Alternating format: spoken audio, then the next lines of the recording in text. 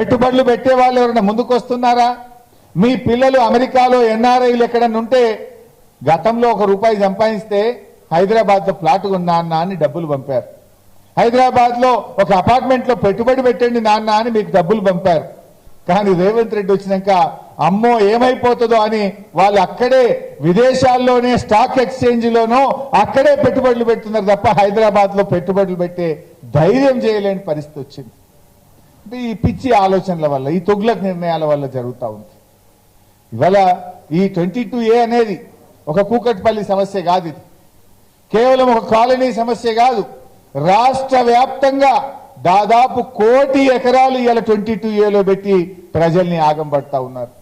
వ్యవసాయ భూములు పెట్టినారు, లేఅవుట్లు పెట్టినారు, సీలింగ్ భూముల పేరిట పెట్టినారు. ఒక హైదరాబాదులో లక్షల ఆస్తులు.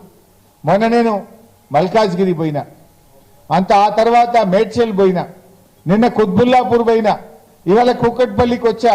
ఎక్కడ పోయినా వందల వేల మంది కాలనీలు 22Aలో పెట్టినారని చెప్పి బాధపడతా ఉన్నారు. ఆ పొంగులేటి అంటాడు, లేలే 98% తీసేసినాం సారీ అంటాడు. నేను అంటున్నా, మర్డర్ చేసి సారీ అంటే అయిపోతుందా? నువ్వు చేసిన తప్పు ఎంత పెద్దది. నాకు మొన్నెవరో కలిసినారు, కొడుకు అమెరికా వెళ్ళాలట, బ్యాంకులో లోన్ ప్రాసెస్ చేసుకున్నారు, అప్లై చేసుకున్నారు, లోన్ శాంక్షన్ అయింది. ఈ ఇల్లును మార్టిగేజ్ చేయడానికి రిజిస్ట్రేషన్ ఆఫీస్కి పోతే ఇది 22Aలో ఉంది అన్నారట. లోన్ ఆగిపోయింది. ఇప్పుడు కొడుకు చదువు అమెరికాకు వెళ్లకుండా నా కొడుకు చదువు ఆగమైంది అని చెప్పి ఆయన కన్నీళ్లు పెట్టుకుంటున్నటువంటి పరిస్థితి. ఇట్లా ఎన్ని జీవితాలు. పెళ్లిళ్ళ కోసం అమ్మిన వాళ్ళు, పిల్లల చదువుల కోసం బ్యాంకుల్లో లోన్లు తెచ్చుకునే వాళ్ళు, వివిధ కారణాల చేత ఇలా అవసరాల కోసం ఎవరైనా మార్టిగేజ్ చేయాలంటే కూడా ఈరోజు ఆగిపోయినటువంటి పరిస్థితి. అంటే ఇది ఒక్కరి సమస్య కాదు, లక్షలాది మంది ప్రజల సమస్య. అయినా నేను ప్రభుత్వాన్ని అడుగుతా ఉన్నా, 22Aలో పెట్టింది నువ్వే. నువ్వు పెట్టినప్పుడు ఈ ప్రజలు ఆఫీసుల చుట్టూ ఎందుకు తిరగాలి? నువ్వు సారీ చెప్పినావు, తప్పైంది అన్నావు. ఎవరైతే 22Aలో పెట్టినారో దాన్ని యథావిధిగా రోల్ బ్యాక్ చేయొచ్చు కదా. You can roll back the 22A కదా. ప్రజలు పోయి దరఖాస్తు పెట్టుకోండి, ఆన్లైన్లో అప్లికేషన్ పెట్టుకోండి, ఆఫీసుల చుట్టూ తిరగండి. ఎందుకు? దరఖాస్తు పెడితే దాని కింద ఫోన్ నంబర్ ఉంటుంది, ఫోన్ చేసి బేరం చేద్దామనే. బ్రోకర్లు వచ్చి 30% అడగడానిక? ఎందుకు ప్రజలు ఎందుకు ఇబ్బంది పెడుతున్నావు? ఇప్పుడు నువ్వు చేసిన తప్పుకు ప్రజలు ఎందుకు శిక్ష అనుభవించాలి? ప్రజలు ఎందుకు ఆఫీసుల చుట్టూ తిరగాలి? నువ్వు తప్పు చేసి 22Aలో పెట్టినావు గనక, ఏది పెట్టినావో నీకు తెలుసు గనక దాన్ని తొలగించాల్సిన బాధ్యత కూడా మీ మీదే ఉంది అని చెప్పి కూడా నేను ప్రభుత్వాన్ని డిమాండ్ చేస్తా ఉన్నా. ఎందుకు ఇంత ఆలస్యం చేస్తున్నారు? రాత్రికి రాత్రి 22Aలో పెట్టిన వాళ్ళు మరి అదే రాత్రికి రాత్రి తొలగించి మీ పాపాలను కడుక్కోవాలి కదా, మీ తప్పులను మీరు సరి చేసుకోవాలి కదా. కానీ మొన్న ఒక తెలంగాణ భవన్కి ఒక ఉద్యోగి వచ్చినాడు, సాఫ్ట్వేర్ ఎంప్లాయీ. పాపం వాళ్ళు ఇల్లు ఇట్లే 22Aలో పెట్టినారట. ఆయన అమీన్పూర్ అనుకుంటా, పటాన్ చెరువు అమీన్పూర్ ప్రాంతం నుంచి వచ్చినాడు. 22Aలో పెట్టి ఎంఆర్ఓ దగ్గర పోయి దరఖాస్తు ఇచ్చినాడట 3వ తారీఖు. 3వ తారీఖు దరఖాస్తు ఇస్తే మళ్ళీ తిరగంగా 28వ తారీఖు ఎంఆర్ఓ కలిస్తే నీ అప్లికేషన్ ఇంకా నా దాకా రాలేదు అంటుండట. సరే, అది అప్లికేషన్ వచ్చింది, దొరకబెట్టినాక ఆర్డీఓ దగ్గర పోన్నాడట. ఆర్డీఓ ఆఫీస్ పోయిందట. అంటే నాకు తెలియదు, కలెక్టర్ని అడుగు అన్నాడట. కలెక్టర్ ఆఫీస్ పోయిందట. కలెక్టర్ని అడిగితే ఇది నా నిర్ణయం కాదు, ఇది గవర్నమెంట్ నిర్ణయం, ప్రభుత్వాన్ని అడుగు అన్నాడట. బయటకు వచ్చి ఇది ఏంది అని ఆయన బాధపడుతుంటే ఒక ఆయన వచ్చిందట మెల్లగా. చూడు భయ్, బర్రె పాలు ఉత్తగానే ఇస్తుందా? సొప్పేస్తే పాలు ఇస్తుంది.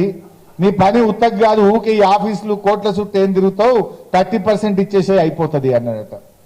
ఇగో ఇది ఈ రాష్ట్రంలో జరుగుతున్నటువంటి పాలన. ఇలా ముఖ్యమంత్రి గారి, రెవెన్యూ మంత్రి గారి బ్రోకర్లు, ఏజెంట్లు ఇవాళ తిరుగుతా ఉన్నారు. మేము 22A తీపిస్తాం, మాకెంత ఇస్తారు, వాట్ ఈస్ ద పర్సెంటేజ్ అని. నేను నిన్న కుత్బుల్లాపూర్ పోతే అక్కడ ఒక కాలనీ ప్రెసిడెంట్ మాట్లాడుతున్నాడు.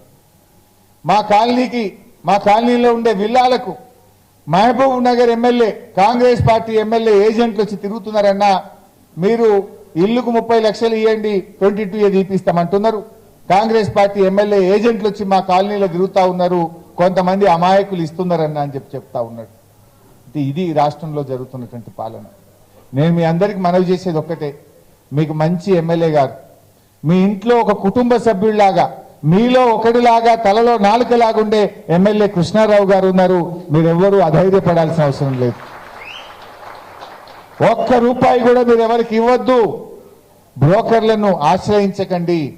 ఈ ప్రభుత్వం మెడలు వంచి మీ ఆస్తుల్ని కాపాడే బాధ్యత మాది.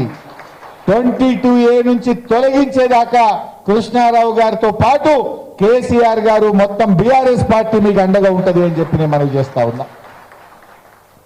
7వ తారీఖు నుంచి అసెంబ్లీ స్టార్ట్ అవుతుంది. 7లోగా ఇవన్నీ కూడా 22A నుంచి తొలగించకపోతే అసెంబ్లీని స్తంభింపజేసి దద్దరిల్లింపజేసే విధంగా మీ పక్షాన పోరాటం 22A నుంచి తొలగించేదాకా మీకు అండగా ఉంటామని చెప్పి కూడా మనవి చేస్తా ఉన్నా. మీరేం భయపడద్దు. ఒక ఫోన్ చేస్తే మీ కృష్ణారావు గారు మీ కాలనీకి వస్తాడు. ఒక్క ఫోన్లో మీకు అందుబాటులో ఉంటాడు. ఈ బ్రోకర్లను, పైరవికారులను మీరు ఆశ్రయించొద్దు అని చెప్పి కూడా మేము ఈ సందర్భంగా కోరుతా ఉన్నాం.